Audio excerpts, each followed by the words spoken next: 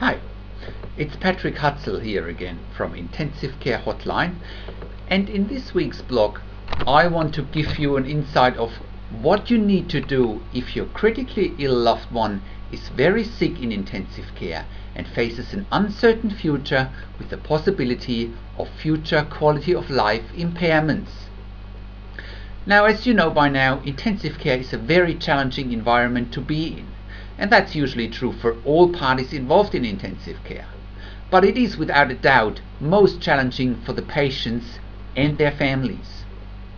If you and your family are confronted with the critical illness of your loved one in intensive care, you may at times not know what the next 24 hours have in store for you. Will you get a phone call from intensive care overnight if your loved one deteriorates? Maybe one of the many questions going through your mind. You may also wonder at times whether your loved one will survive the night and whether you should stay in the intensive care unit for the night to be there in case your critically ill loved one deteriorates. You may also wonder what the implications of the critical illness of your loved one are in the future.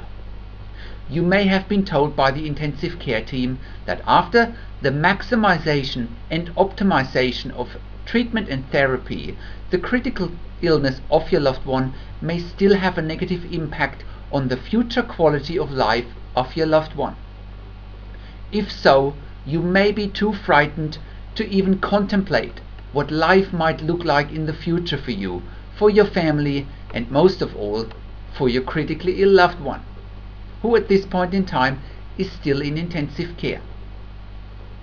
The intensive care team might have told you and your family that they think your loved one will survive his or her stay in intensive care, but that you and your family should brace for life after intensive care, as things and life may never be the same again.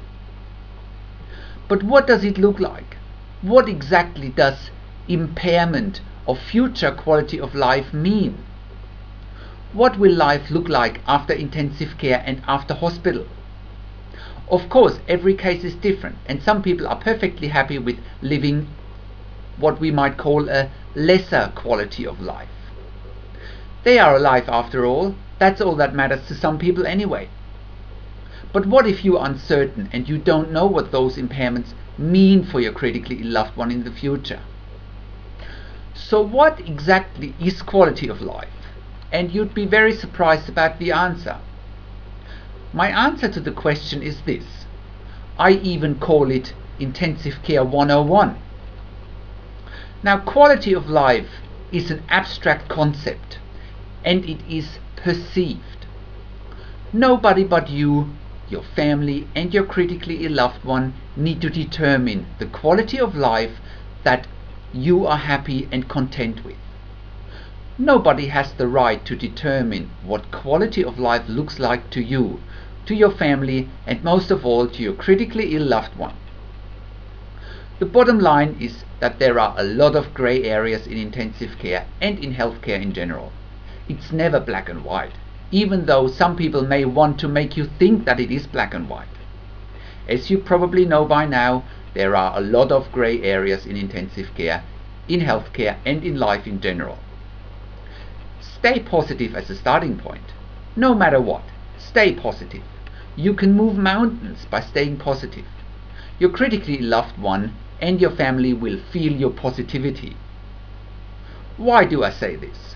I say this because I have seen people living with a lesser quality of life where other people would have thrown in the towel, and yet, regardless of people's ordeals, they enjoyed life and they had things that they loved living for.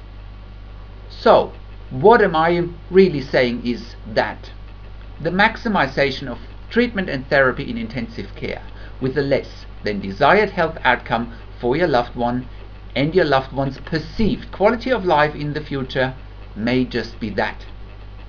A snapshot, an undesired snapshot of the here and now. It might change, it might not change. You may or you may not like it at the moment.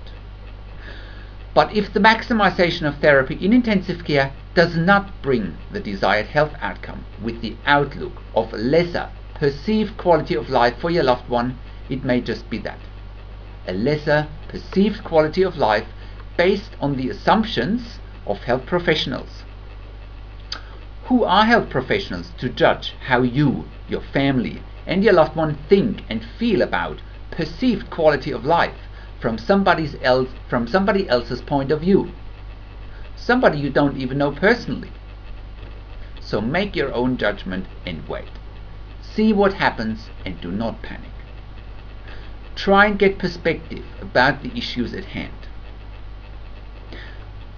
Now, in order to sum it up, here are some takeaway action steps for you and your family if you're faced with the uncertainty of having your critically loved one in intensive care. Withhold your judgment on quality of life. Position yourself well mentally so that you have a strong and powerful internal mindset. Even more important, withhold your judgment on perceived quality of life. That is not even reality yet, and something abstract in the future. Have an open discussion with the nursing and the medical staff regarding the quality of life or the perceived quality of life of your loved one and in the future, and share your viewpoints. Do not have the perception of limited resources in intensive care impact on your judgment. Know your critically ill loved one.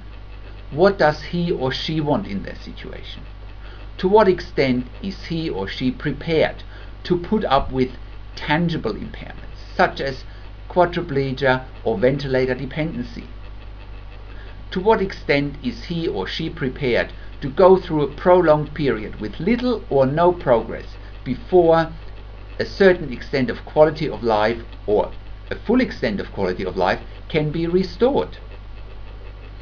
Know what external services are available in your area for discharge from hospital that can help you at home.